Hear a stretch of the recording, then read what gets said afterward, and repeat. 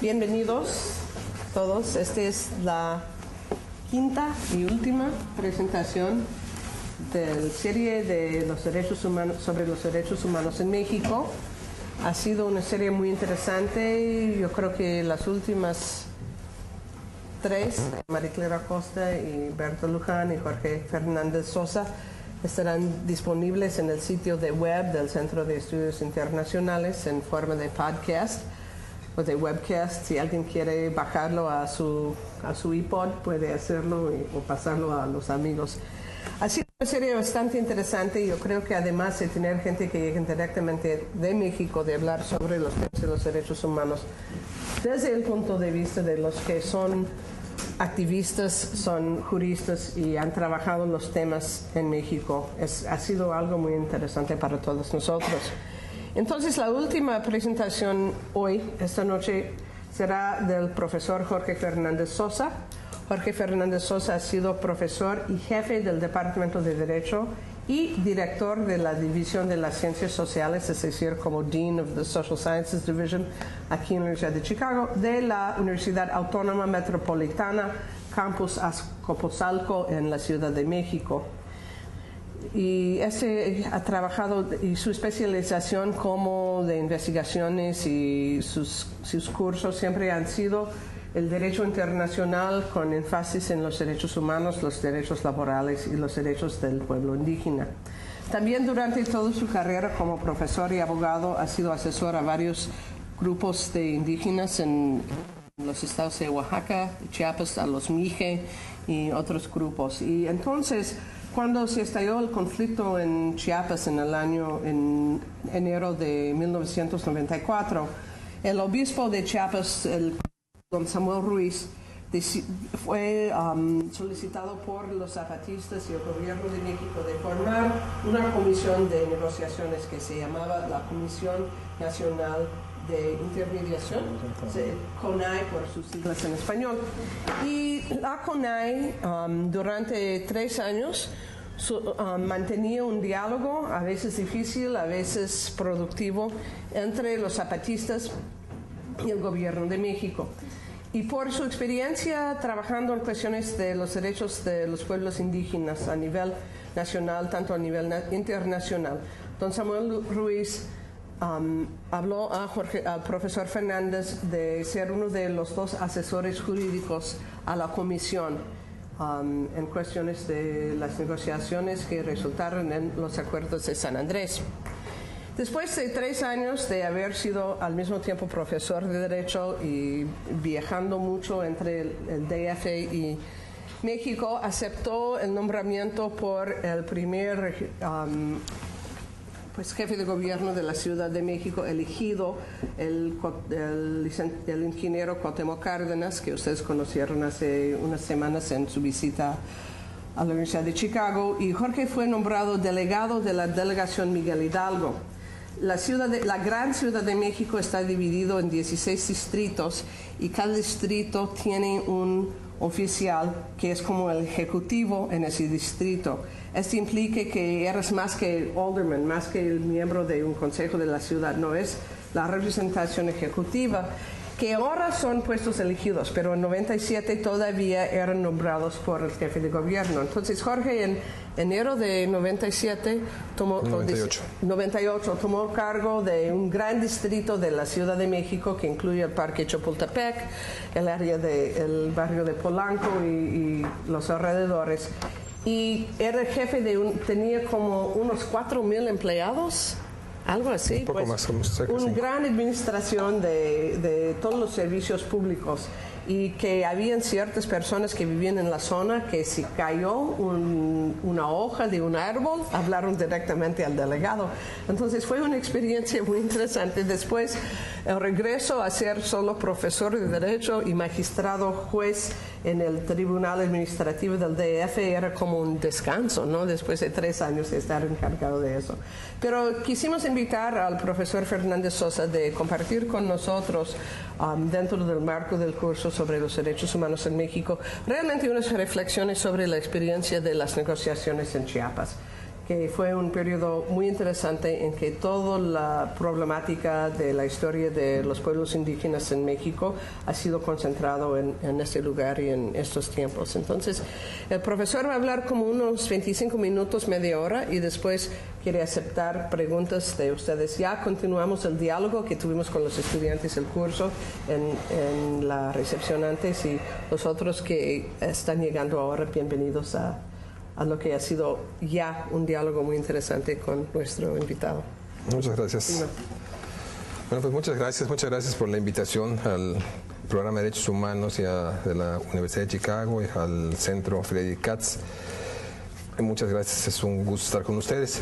Antes de tocar, gracias, el tema de indígena, los derechos indígenas y particularmente cómo estuvo la negociación en Chiapas, quisiera hacer dos pequeñas referencias, dos pequeñas introducciones.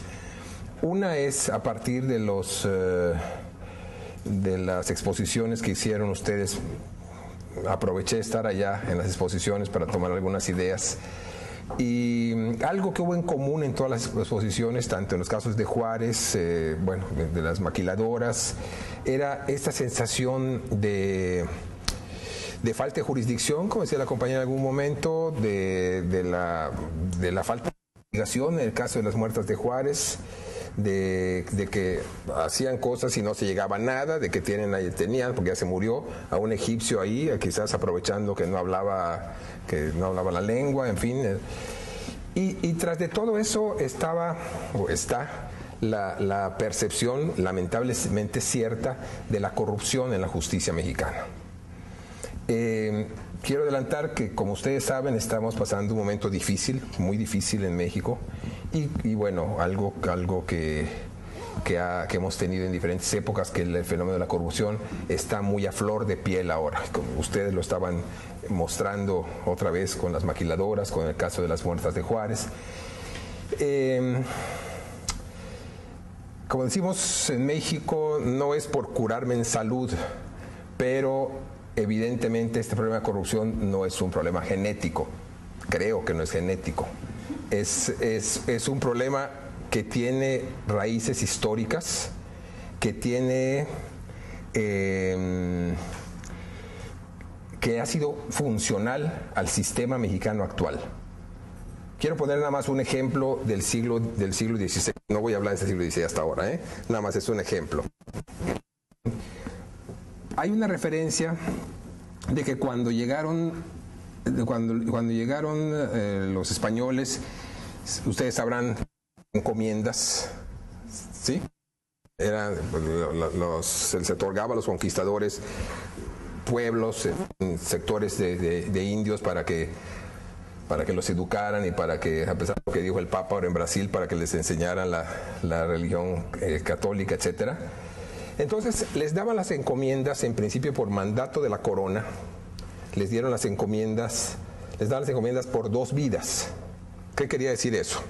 2 vidas, para el encomendero y para su descendencia inmediata. Terminando esa descendencia, o muriendo el segundo, ya se acababa la encomienda. Sí está claro el sistema, ¿verdad? Entonces, ¿qué hacían? Que cuando pasaban la encomienda al segundo, renunciaba a la encomienda, pero ya estaba arreglado el asunto para que se la volvieran a dar el mismo. Era tal que entonces otra vez se la daba por 2 vidas. ¿Sí se entiende la jugada? Sí. Entonces, bueno, pues es una manera de decir, no estoy violando la ley. No violaban la ley, pero le daban la vuelta. Entonces, este problema de cómo manejar la ley no es de ahora. Es un problema que viene cuando menos desde la colonia y que, claro, originado entre la obediencia que se debía a la corona en España, o aquella famosa frase que se generó en el virreinato de que había que cumplir pero no obedecer. Entonces se fue generando una cultura que no ha sido igual, desde luego, en toda la historia. Ha habido momentos, quiero pensar sobre todo en la primera época del liberalismo mexicano, en que el respeto a la ley era mucho mayor, Pero en los años que nos interesan, los años recientes, esa cuestión de la legalidad se ha manejado, por decirlo de alguna manera, con mucho más elasticidad, por decirlo de alguna manera, que en otros momentos. Con esta idea, quiero decir también que los derechos indígenas, como los derechos de las mujeres de Juárez, como los derechos de las mujeres de las maquiladoras, como los derechos de cualquier sector mexicano, no están aislados. O sea, muchas veces quien estudia la problemática indígena tiende a pensar que es una problemática especial que está por fuera de la problemática mexicana.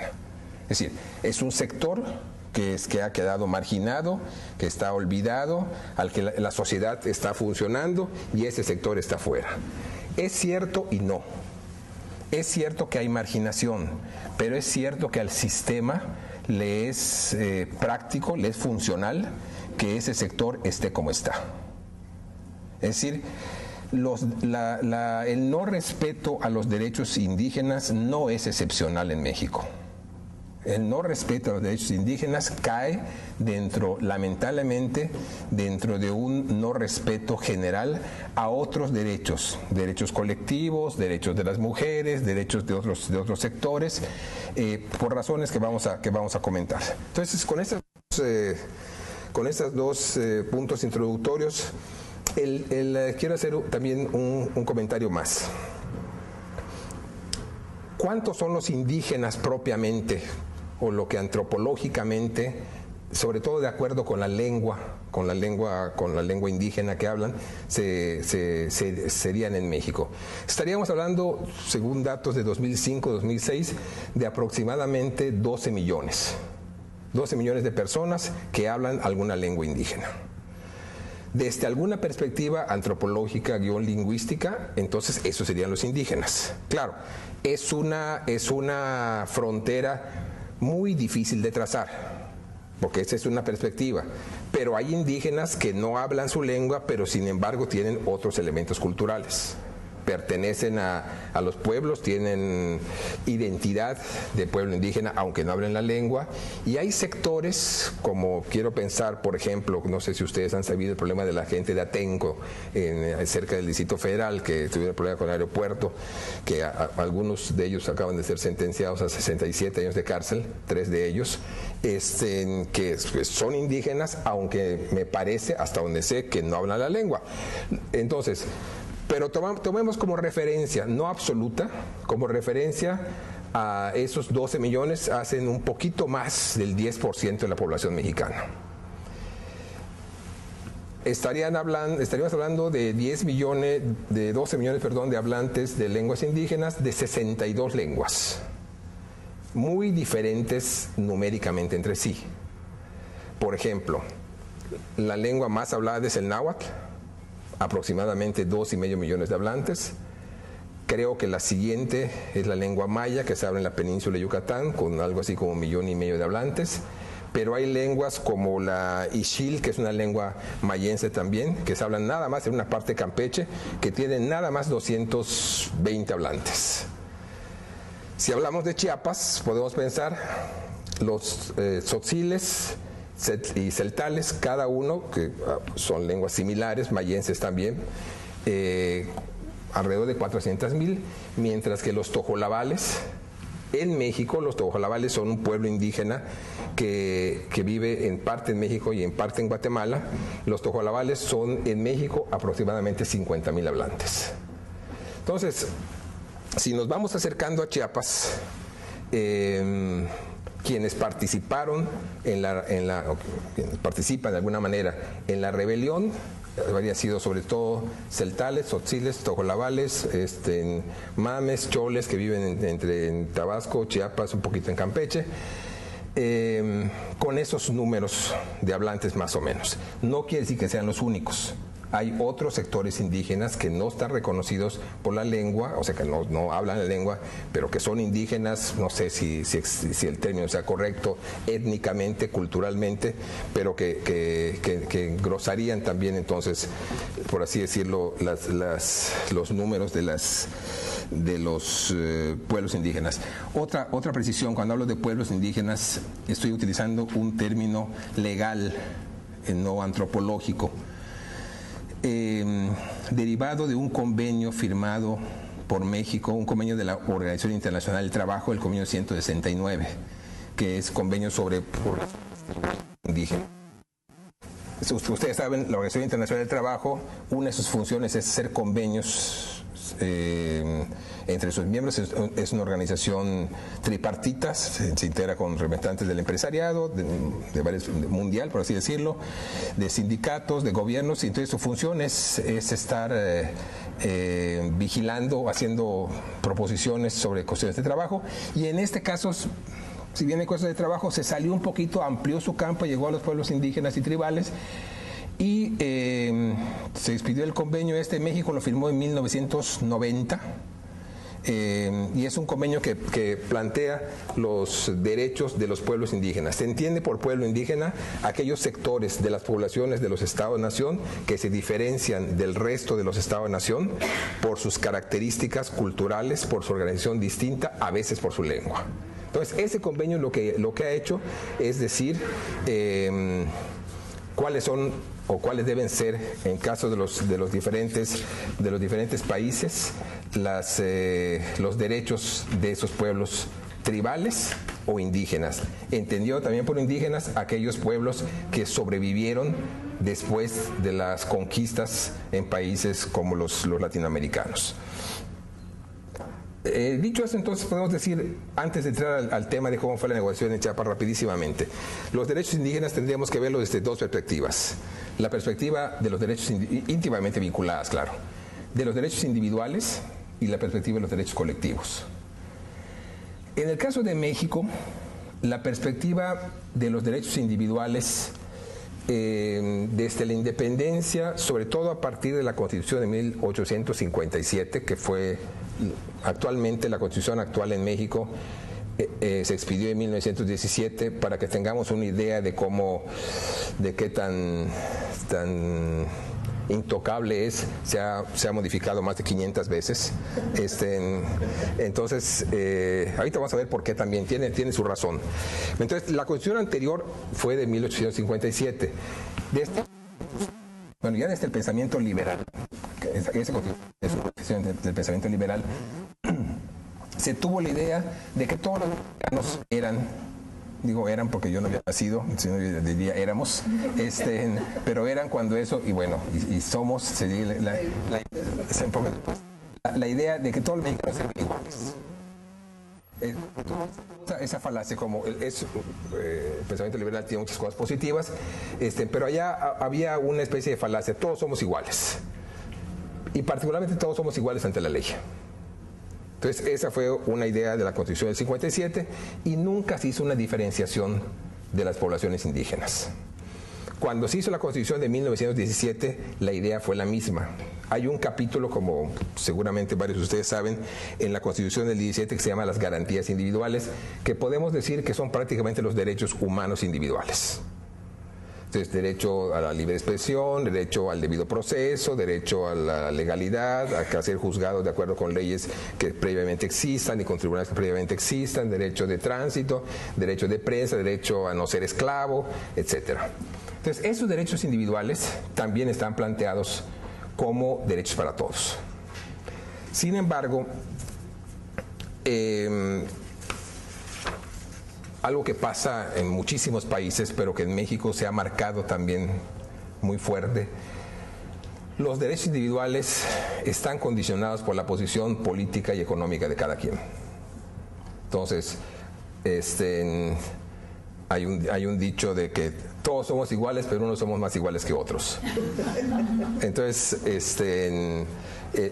dependiendo del nivel de la ubicación política y social, es el acceso a la justicia, el acceso a la ley, la forma en que le es aplicado la ley, y el acceso a los derechos humanos, que en el caso de la Constitución mexicana son las garantías individuales. Esta es una historia que ha continuado. Los cambios que ha habido después de la rebelión en Chiapas, prácticamente, porque desde antes, pero se han marcado después de la rebelión en Chiapas, en lo que han incidido es en que en el papel, ni en algunos casos en la realidad, pero en muchos otros no en la realidad, los indígenas tengan derecho a ser juzgados de acuerdo a su cultura. No sé si me estoy explicando. Fundamentalmente a que a la hora en que sean juzgados tengan acceso a un traductor. Porque antes, hace un rato Susan se refería a lo difícil que es homologar las situaciones jurídicas de la tradición anglosajona con las tradiciones y con los términos jurídicos de la tradición romana, pues. Estaban hablando del Ministerio Público y hubo que hacer un esfuerzo para saber a qué equivalía el Ministerio Público mexicano, a qué equivaldría en el caso de Estados Unidos. Bueno, pues algo peor, por falta de comunicación, es lo que ocurre entre las tradiciones culturales de los indígenas y la tradición de lo que se llama el derecho positivo mexicano. Bueno, mexicano y puede ser extensivo a cualquier país latinoamericano. Adelanto un dato. Hace unos días se publicó en un periódico que en Oaxaca, que es un estado con una alta por más del 50% de la población indígena en los términos más estrictos, en Oaxaca solamente el 16% de los indígenas juzgados tienen acceso a un traductor. Después de la reforma, estamos hablando de una noticia de hace una semana. Solamente el 16%. Pero de ese 16%, esto es un trabajo de la ONU, de un relator de la ONU, el 79% dijo que no había entendido, ya traduciendo, no había entendido lo que el Ministerio Público, que es una especie de fiscal, le había dicho. Ya en la traducción. ¿Qué porcentaje? 79%. Y el 75% dijo que no había entendido los razonamientos del juez.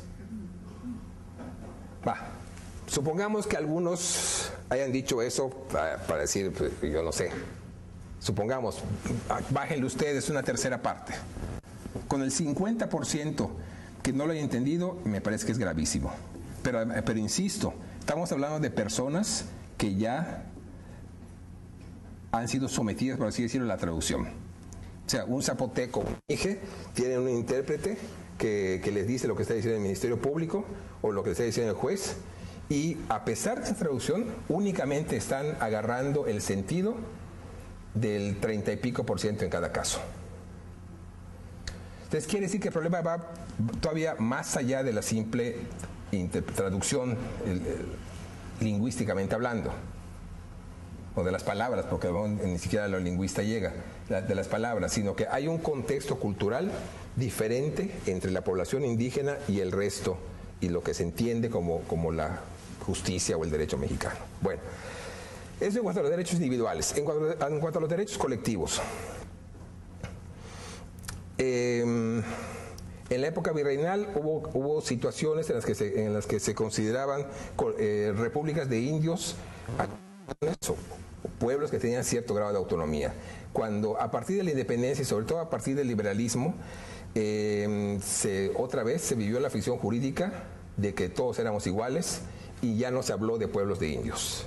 Insisto, estoy hablando en términos de pueblos como figura jurídica.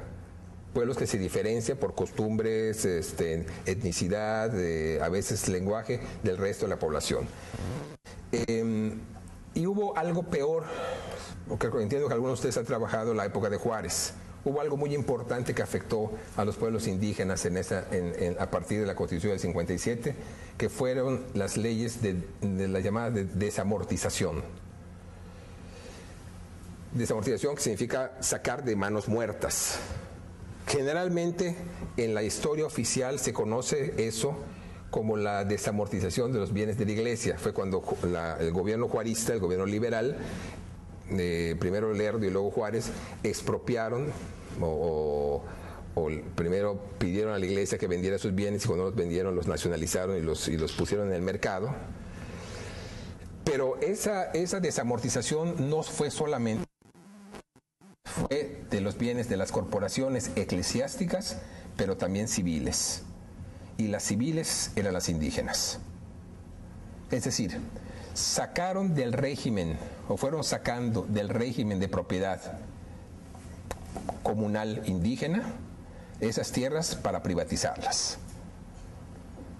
Entonces hubo entre el periodo de los años de Juárez, un poco después sobre todo, pero sobre todo marcadamente en el periodo de Porfirio Díaz, los 30 años de gobierno de Porfirio Díaz, una acción muy grande del gobierno mexicano para sacar del régimen que consideraban de manos muertas, es decir, del régimen de propiedad comunal indígena, las tierras y privatizarlas. Había varios mecanismos, no sé si tenga caso entrar a eso, pero había varios mecanismos. Cuando se vino la revolución de 1910, se estableció la Constitución de 1917, entonces se empezó a revertir eso. Se creó una figura que eran los bienes comunales y un procedimiento para devolverle la tierra a las comunidades. Y otro procedimiento para crear ejidos, es decir, para darle la tierra a los campesinos, no solamente indígenas, que no tuvieran la tierra. Ahora, en todo eso estamos hablando de regímenes de propiedad colectivos. O sea, el propietario era el pueblo, en otro sentido, el pueblo como un núcleo de población. ¿Sí me estoy explicando? El pueblo, ya no en la idea del pueblo indígena, sino el pueblo como población, comunidad administrativa. Entonces, ese era el propietario. No sé, el pueblo de Mascanú o el pueblo de Sinacantepec o cualquier pueblo, ese pueblo era propietario de las tierras, no eran los individuos.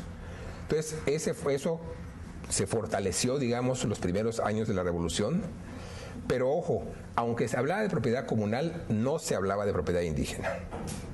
O sea, estamos hablando de regímenes, de formas de propiedad, que si bien en muchos casos eran de indígenas, ni en la Constitución ni en las leyes estaban reconocidas como formas de propiedad indígenas. Esto siguió así, como ya hemos dicho, en 1990 el gobierno mexicano firmó el convenio 169 de la Organización Internacional del Trabajo, de la OIT, sobre los derechos de los pueblos tribales y de las poblaciones indígenas y tribales. Hasta entonces no había habido ningún cambio en la Constitución. En 1900 se hizo una introducción a la Constitución para decir que México la población de México tenía su origen en un factor pluricultural. O sea, que originalmente venía de sus antiguas poblaciones indígenas. Fue el primer reconocimiento constitucional. Porque una característica también del sistema mexicano por revolucionario es que hacía planteamientos muy avanzados hacia afuera del país, pero era mucho más cerrado hacia adentro. Por eso es que firma el convenio 169, entonces los que lo ven dicen, pues que avanzamos los mexicanos, pero adentro no solamente no avanza, sino que empieza a restringir la propiedad, aunque no se llamaba así, lo que era propiedad indígena. Entonces, cuando viene, y ahora entramos al centro del punto, cuando viene el levantamiento de Chiapas, del EZLN, el Ejército Zapatista de Liberación Nacional, en 1994, quienes estaban en San Cristóbal se acordarán, el 1 de enero del 94, empezando el año, el planteamiento fue, desde luego, otro. Recordemos que es muy importante. El levantamiento fue, o quienes integran todavía el Ejército Zapatista de Liberación Nacional eran principalmente indígenas, pero el planteamiento original del Ejército Zapatista no solamente estaba referido a la población indígena. Eso es muy importante, lo podemos revisar. Desde luego, algo central era lo indígena, pero estaba cuestionando toda la estructura político, administrativa, económica del Estado mexicano, no solamente la cuestión indígena. Es muy importante porque lamentablemente con el paso de los años y por una labor inteligente del gobierno mexicano se ha acotado el planteamiento del EZ a la cuestión indígena. No porque no sea importante, es fundamental, sino porque le han ido comiendo, por así decirlo, le han ido carcomiendo el resto de sus planteamientos sobre la estructura política del Estado mexicano. Bueno, vino el levantamiento, empezaron las pláticas en febrero. Esto es muy importante que al levantamiento hubo una respuesta militar, hubo bombardeos, hubo avances del ejército, pero hubo una reacción muy fuerte de la población de la civil, digamos. Entonces el gobierno planteó, dejó en ese momento de atacar, empezar negociación. Una negociación que empezó en febrero de 94, que fue avanzando, se suspendió en marzo de ese año por el asesinato del entonces candidato del partido entonces predominante a nivel de la República.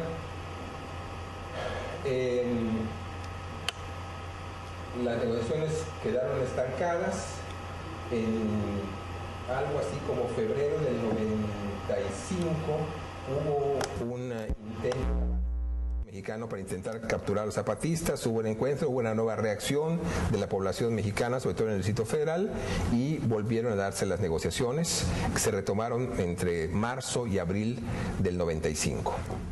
Básicamente las negociaciones fue un marco bastante complicado, lo podemos refirieron a se llamaron mesas que tenían que ver, una de ellas que eran mesas tema, digamos, uno de ellas eran derechos y cultura indígena. Entonces, en las negociaciones ya era muy clara la intención gubernamental de ir acotando el diálogo a la cuestión indígena. O sea, para el gobierno mexicano el levantamiento tenía varios problemas. Uno de esos problemas era que sentarse a negociar con una organización político-militar era muy grave para el Estado mexicano. Y peor, entonces ya lo veían, peor que fuera a haber acuerdos a partir de esta negociación. Era dificilísimo para el gobierno aceptar eso. Pero bueno, la reacción nacional que hubo, entonces lo fue aceptando. Pero desde entonces empezó a trabajar el gobierno para que, si bien era necesario ir negociando, la negociación se fuera acotando a la cuestión indígena. Entonces, por eso las mesas fueron derechos y cultura indígena, justicia, tantísima, democracia.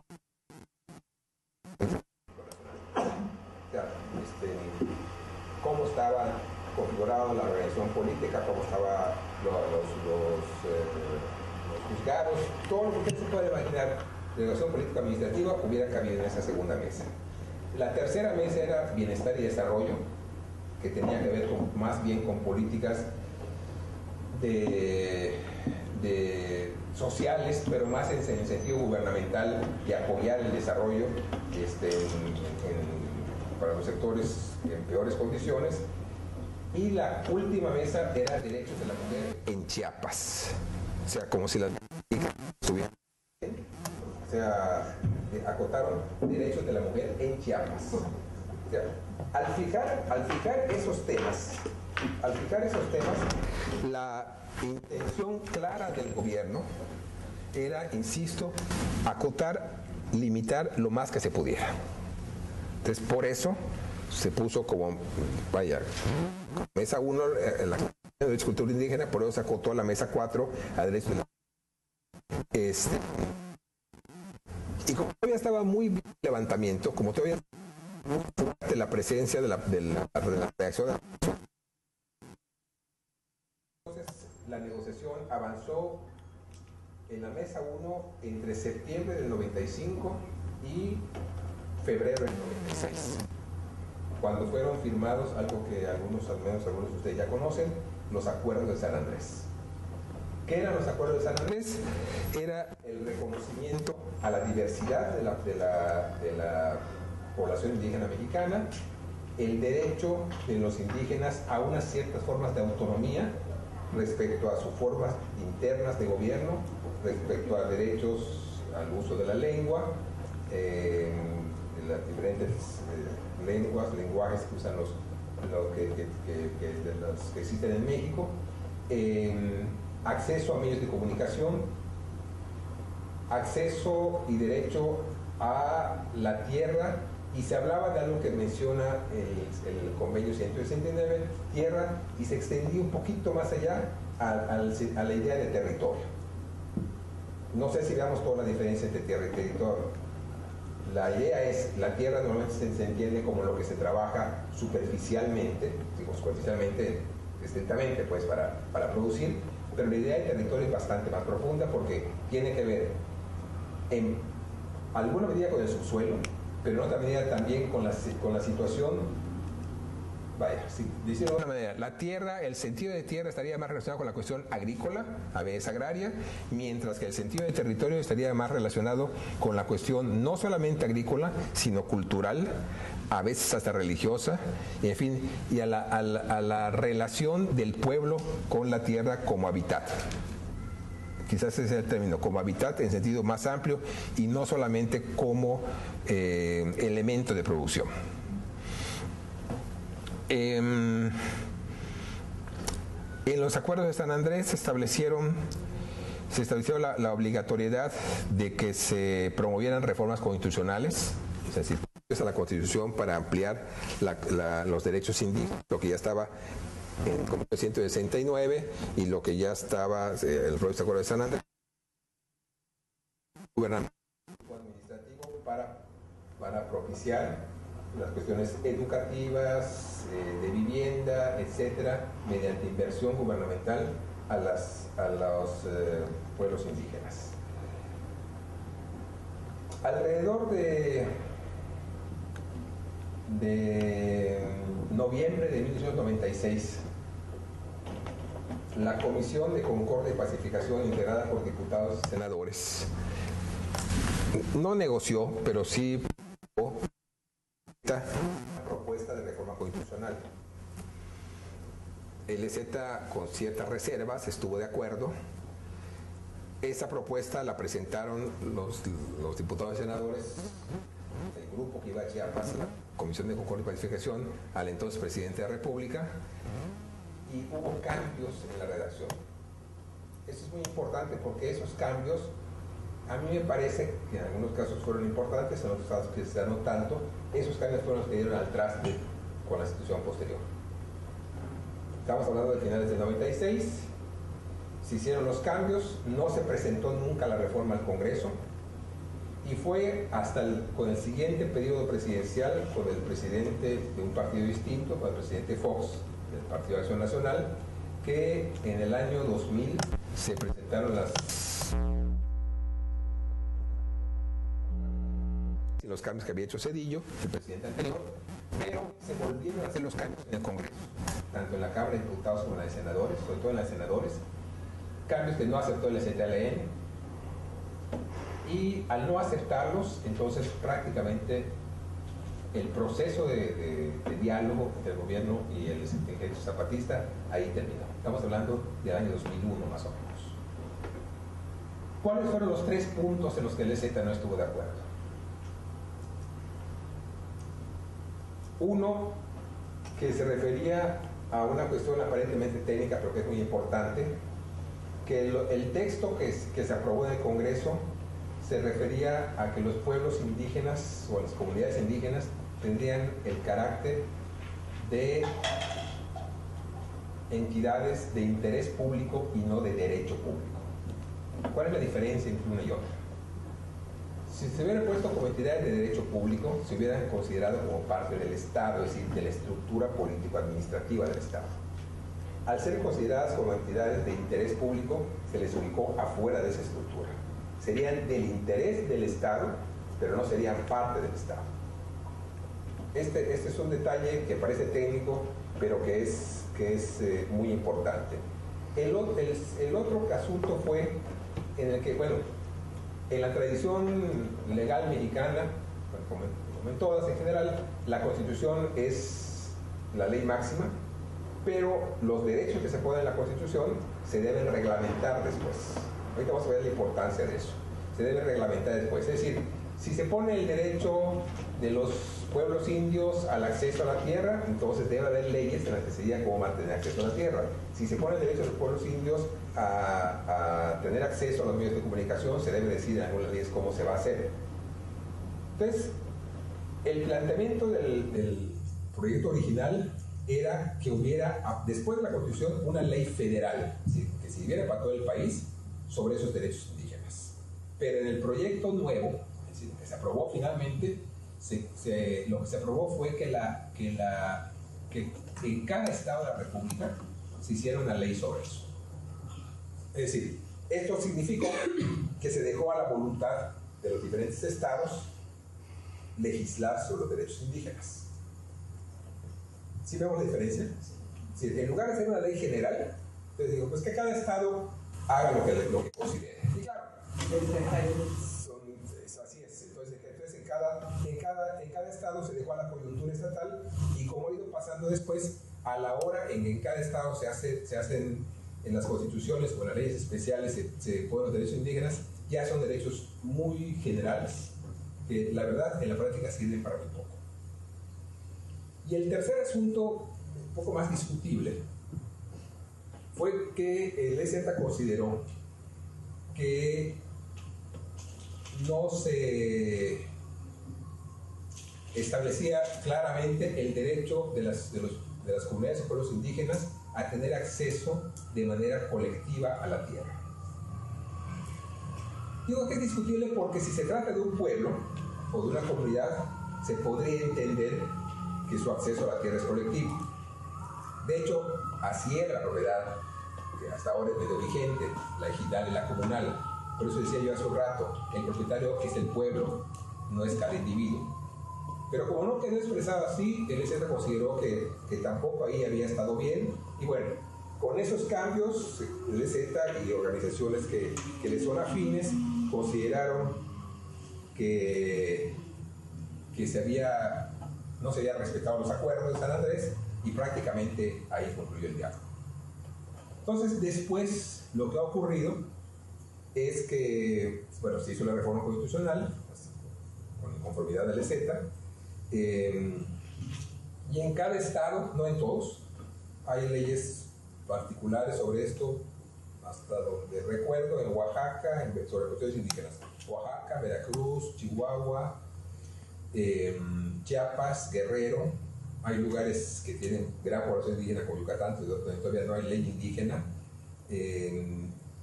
No sé si en Jalisco también haya ley indígena, creo que sí. Pero en fin, la característica ha sido que se han hecho leyes indígenas de manera muy, muy general. Muy, muy general. ¿Qué se planteó en la Constitución? Y quizá ha ido repitiendo, aunque bajándole importancia en las leyes locales. Que los pueblos indígenas, las comunidades, tengan derecho a elegir, de acuerdo con sus procedimientos, a sus autoridades internas. Que tengan derecho a conservar su hábitat y la integridad de sus tierras.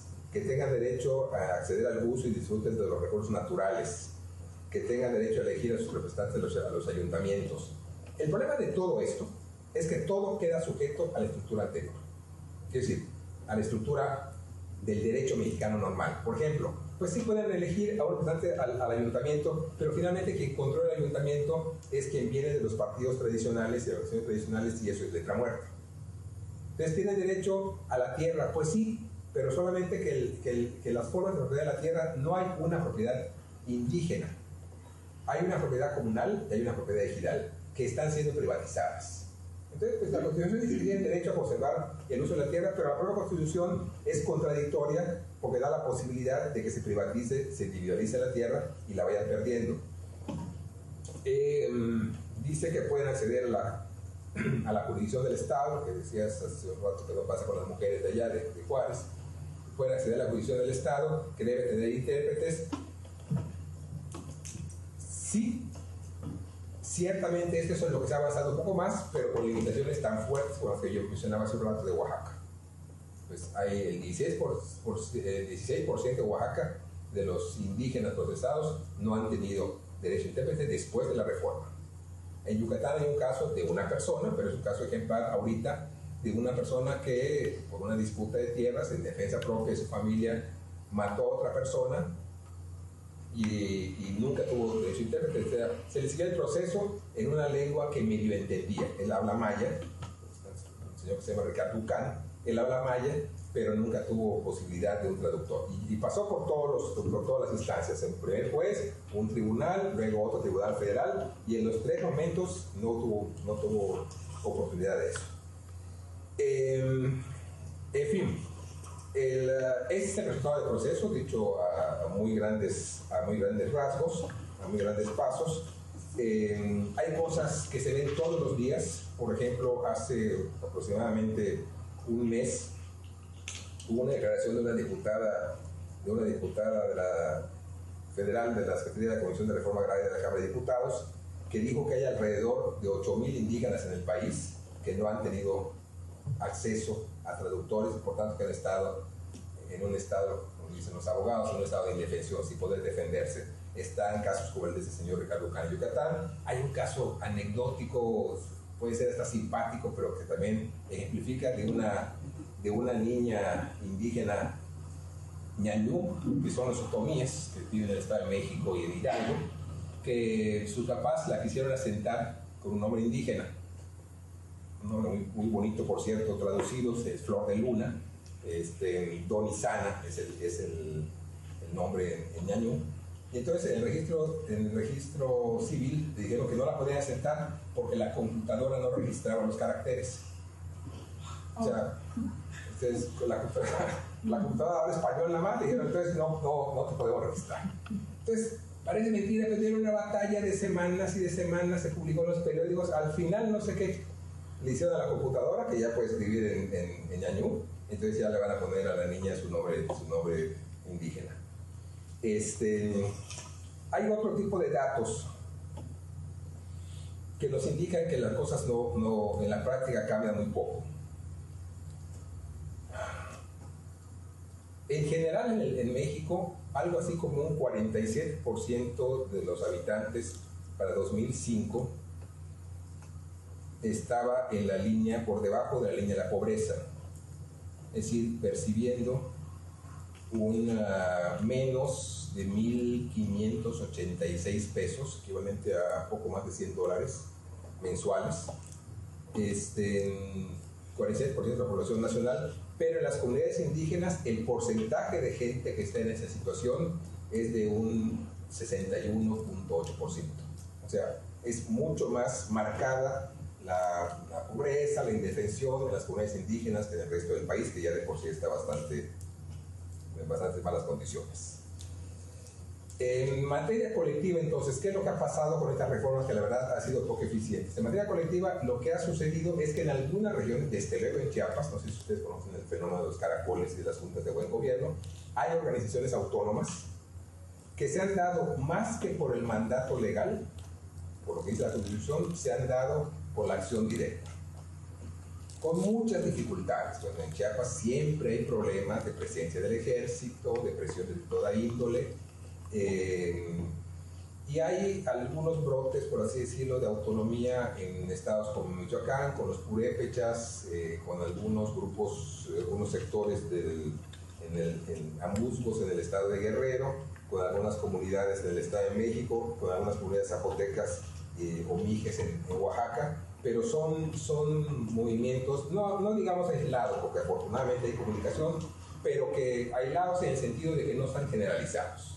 Entonces, por eso de alguna manera, la autonomía legal ha funcionado muy limitadamente y la autonomía en los hechos ha funcionado ahí donde ha habido fuerza política, organización, para hacerlo en una situación muy difícil, sujeta a muchas presiones de toda índole. Bueno, nada más para terminar y para dar lugar a los comentarios que ustedes consideren que se puedan hacer. No olvidemos que esta situación de los derechos humanos indígenas no es una situación aislada en relación con los derechos humanos en general. En México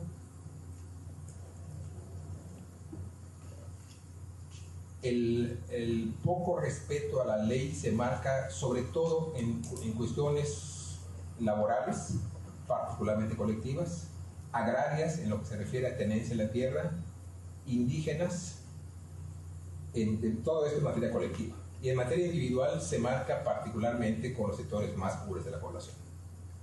O sea, luego no es lo mismo que un ciudadano mexicano de clase media, ya no digamos de clase alta económicamente hablando.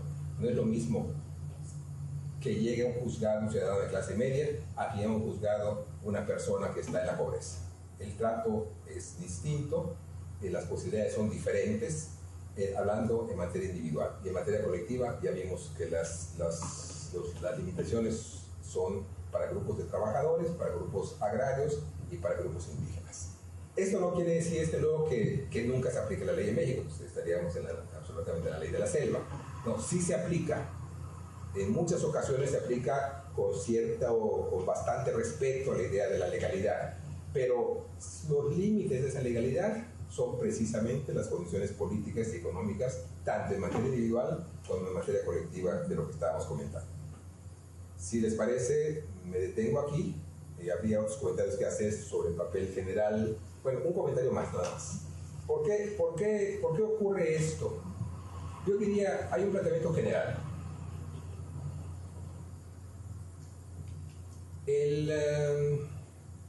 Lo que voy a llamar la estructura legal mexicana, el sistema legal, no le es funcional a lo que está pasando en la realidad política y económica. Por eso hay una especie de desarticulación entre lo que dice la ley en muchos casos y lo que ocurre en la práctica política, económica y social. Porque lo que está ocurriendo no tiene que ver en muchísimos casos con lo que dice la legalidad, con lo que dice el texto legal.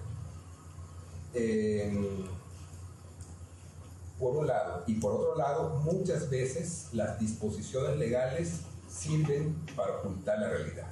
Cuando se plantea la reforma indígena en materia constitucional, se plantea para quien lo quiso creer como el gran avance, como el gran logro, y lo que está pasando es que se oculta o se le da la vuelta a la realidad. Ahora sí, si quieren lo dejamos aquí y abrimos, si les parece, una ronda de comentarios. Muchas gracias.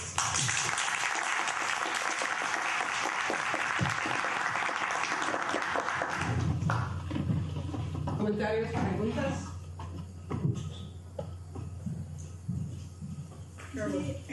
De los que hablan a lenguas indígenas, ¿cuántos también entienden el español? No tengo el dato de los monolingües. Alguna vez dieron un dato de que algo así como un 50 y pico % de los hablantes de lenguas indígenas, no miento, abajo del 50% eran monolingües, o sea, no entendían la lengua del español. Lo que pasa es que allá hay un rango también de gente que habla lengua indígena, que entiende el español para la vida cotidiana, pero que no lo entiende para una práctica legal, por ejemplo. No porque tengan que ser abogados, sino que no entienden lo que le están planteando cuando se sale de su esquema cultural.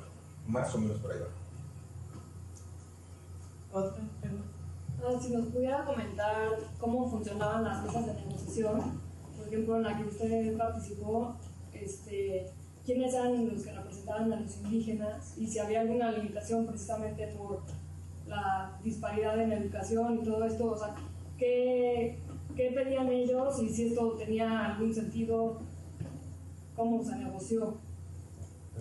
Y además me comentaste una vez una anécdota de qué tan lejos Chiapas de lo que es México en la cuestión de un niño rico que está cortado en un picnic, ¿tú recuerdas? Entonces las distancias que existían en la sociedad, ¿cómo impactaron a las negociaciones? Sí, yo creo que, bueno, es cierto lo que dice Susan, las compañeras que han vivido en Chiapas seguramente se acordarán, particularmente en lugares como San Cristóbal, la tradición de desprecio, digamos, de racismo con los indígenas es muy fuerte. Los coletos, así dicen originarios de a los originarios y a la clase alta de San Cristóbal, son particularmente despectivos de los indios. Nunca lo vi, pero me decían que hasta los años 50, quizás hasta los 60, todavía había la costumbre que si venían caminando un indígena y un coleto, se tenía que bajar de la acera el indígena para pasar coleto, y había todavía casos en los que los indígenas cargaban a los coletos como tamemes, pues terminaban para eso. Pero la negociación de alguna manera se superó porque hubo un primer momento en el que estuvieron negociando nada más representantes del EZ con el gobierno para hacer el marco general de negociación. Estaríamos hablando de abril de 95 a septiembre de 95, para hacer el marco general, cómo iban a funcionar las mesas, quiénes iban a ir, quiénes iban a ser los asesores, y a partir de septiembre de 95 ya hubo una enorme afluencia de asesores del EZ, nombrados por el propio EZ. Estamos hablando de economistas, de antropólogos, de politólogos que fueron invitados, convocados por el EZ, y hubo una gran respuesta. Entonces, la mesa de Derechos y Cultura Indígena fue una mesa, es decir, se le llama una mesa, pero no fue una sola, sino que se trabajaba ya no me acuerdo cómo se llamaba, en grupos o en submesas, sobre el mismo tema, y los acuerdos de San Andrés fueron producto de ese trabajo. Esto es muy importante porque el EZ tuvo la enorme capacidad de convocar a mucha gente que ni siquiera sabía de la existencia del EZ, pero que ya sobre la marcha pues acudieron a la convocatoria. Después de noviembre del 96, que fue cuando estamos hablando de que los acuerdos se firmaron en febrero del 95, pero todavía en febrero del 96, pero todavía en marzo del 96, cuando se empezó la segunda mesa, que era una mesa inmensa, repito, porque ya no solamente hablaba de derechos y cultura indígena, sino hablaba de democracia y justicia. Ahí prácticamente cabía todo. Ahí se podía revisar toda la estructura del Estado mexicano. Fue un montón de gente, fueron intelectuales, dirigentes sindicales. Realmente era impresionante la convocatoria que tuvo el EZ hacia Chiapas, o sea, llamando a Chiapas a la gente, pequeños empresarios inclusive. Se vio en aquel momento sobre todo porque como ya había salido bien la primera mesa, se vio en aquel momento como una posibilidad de empezar a reformar el Estado mexicano, muy desde abajo, por así decirlo. Pero entonces, claro, el gobierno mexicano también lo vio y empezó a sabotear la mesa 2. Me acuerdo que en marzo y abril hubo una ocasión en que se sentaron unos frente a otros y simplemente no hablaron. O sea, simplemente dejaron de hablar los representantes había representantes de asesores, pero los representantes, creo que el gobierno ya no llevó asesores y sus representantes dejaron de hablar. Entonces, eso fue una parte, y la otra parte fue empezar a comerse, por así decirlo, empezar más bien a torpedear, a sabotear la elaboración de la reforma constitucional. Que la reforma constitucional era muy simbólica. Yo creo que de todas maneras, aunque se hubiera hecho como quería el EZ, o más bien como quedó para la Copa, de todas maneras, si no había la fuerza para impulsarla, iba a quedar en letra muerta. Pero era un símbolo muy fuerte cómo iba a quedar la reforma. Entonces, así se trabajó más o menos. Tema, en cada tema, subtemas, y cada subtema tratado entre asesores del EZ, representantes del EZ, que eran los submandantes, si recuerdo bien, asesores, representantes del gobierno, asesores del gobierno, y luego se iba juntando hasta hacer una plenaria y hasta ver cómo se llegó a los acuerdos de San Andrés. Así fue, más o menos. ¿Cómo fue la cuestión de traducción? No, cosas prácticas. No hubo problema porque los comandantes que iban todos hablaban español, todos eran bilingües. Por cierto, un dato sobre eso que preguntaste tú, de la lengua. Lo estaba comentando con la compañera hace un rato. Ese porcentaje de aproximadamente un poco más del 10% de la población mexicana que habla una lengua indígena, cualquiera de las 62, Es un porcentaje bastante cercano, pero sin embargo, hay gente que habla alguna lengua indígena y cuando le hacen el censo, ¿sí entendemos todos el censo? Cuando le preguntan que están haciendo el censo, lo niegan. Porque así como se ha reivindicado el indígena en los últimos años, todavía el racismo es muy fuerte y para mucha gente confesar, entre comillas, confesar que habla una lengua indígena es confesarse indio. Entonces confesarse indio pues que es confesarse como de abajo. Entonces hay gente a la que le preguntan, ¿habla una lengua? Y dice que no la habla. Entonces debe haber algunos puntos porcentuales ahí de gente que se debe hablar un poquitito más de lo que dice la estadística de gente que habla una lengua indígena. Y no hizo falta traducción, porque todos los que iban allá, celtales, tzotziles, iban celtales, tzotziles y tojolabales. Todos hablaban español. Sin embargo, me acuerdo que hubo un detalle en una mesa muy importante. El gobierno llegó, era una mesa de mujeres, no sé si todas mujeres o fundamentalmente mujeres. El gobierno llevó mujeres tojolabales también a la mesa. Y alguien de los asesores le dijo a una de las señoras zapatistas tojolabales, le dijo, ¿por qué no les hablas en tojolabal? Háblales en tojolabal y diles que son unas chaqueteras. ¿Sí? Tenemos chaqueteras que son ¿traidores? Un poquito más fuertes que traidoras, pero que cómo le están sirviendo al gobierno cuando el gobierno estaba perjudicando a la comunidad.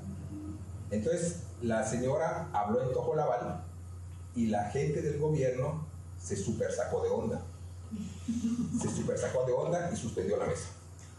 Dijo, así no podemos hablar porque no entendemos lo que están diciendo. Entonces el comunicado de esa noche, porque cada noche sacaban su comunicado los zapatistas, fue, ya sintieron del gobierno lo que sentimos nosotros. Ya saben lo que es que hablen una lengua que ellos no entienden, pues así nos pasa a nosotros muchas veces cuando nos llevan a un juicio y no entendemos lo que están diciendo. Fue una situación muy interesante, aunque insisto, no hacía falta la traducción porque todos eran bilingües y a veces trilingües, porque había gente que hablaba español, celtal y tzotzil, un poquito menos gente que hablaba celtal o tzotzil y tojolabal, que es un poco más diferente. Usted habló de los derechos humanos individuales por un lado y los derechos indígenas colectivos por otro lado. Y me pregunta por un movimiento como los zapatistas, ¿eso parece como un conflicto? O sea, ¿usan el discurso de los derechos humanos en sus demandas? Sí, si entendemos como derecho humano colectivo el derecho a la tierra, el derecho al uso de la lengua propia, el derecho a los medios de comunicación, si conocemos como derechos humanos colectivos, esos sí.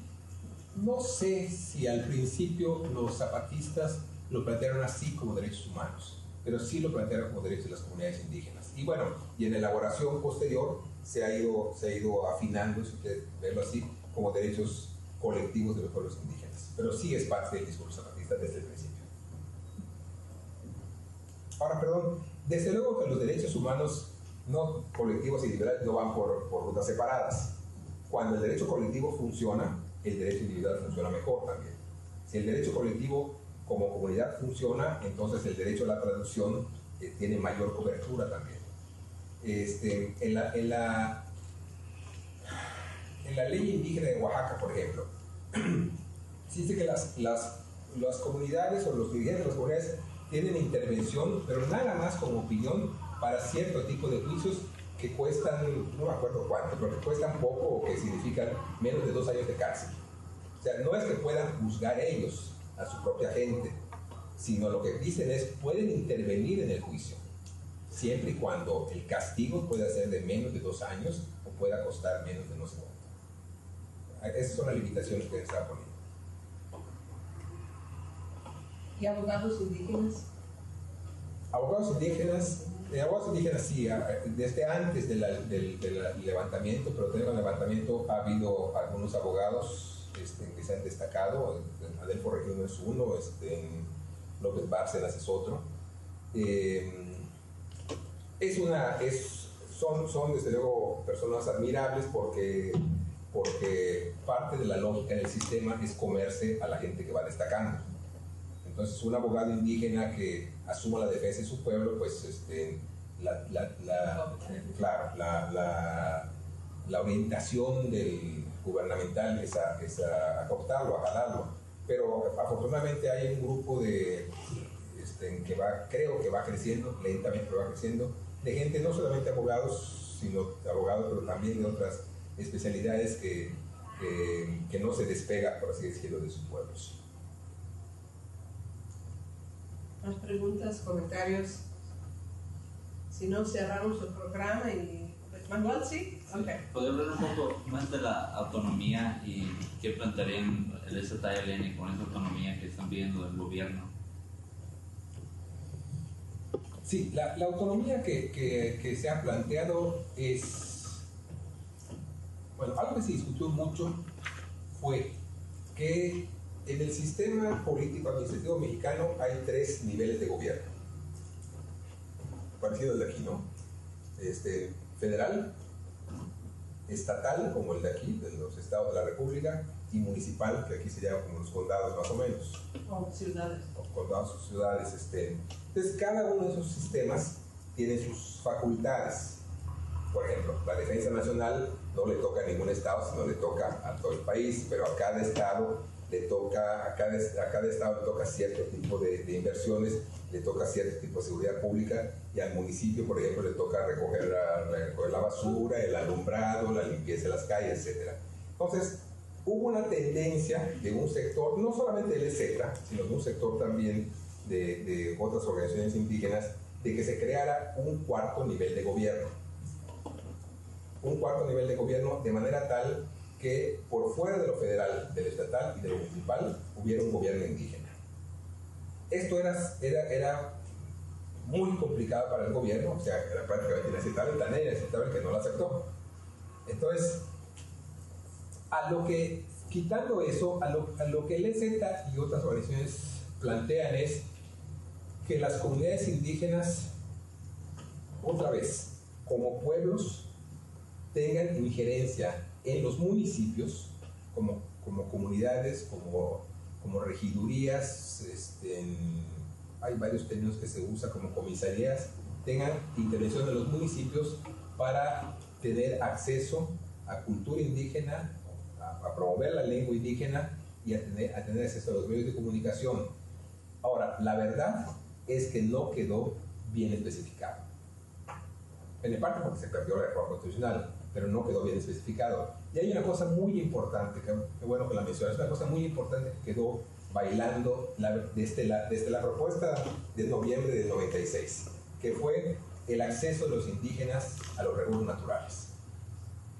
Sobre eso podríamos hablar mucho rato más, pero aquí lo importante es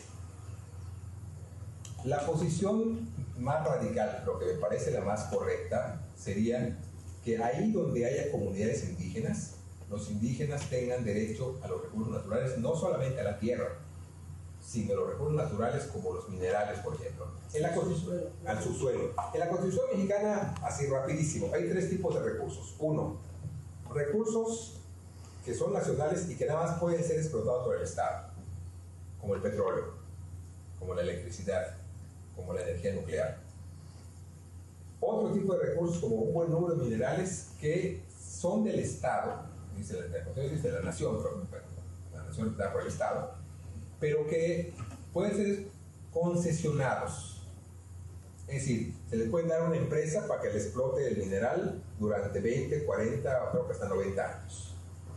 Entonces, la idea hubiera sido que esos recursos que el Estado puede concesionar, ahí donde están las comunidades indígenas, nada más se las pudiera concesionar a los indígenas.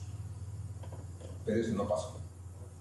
Digamos, eso fue lo que más avanzó el EZ en las negociaciones, pero como eso no se escribió, se quedó al aire.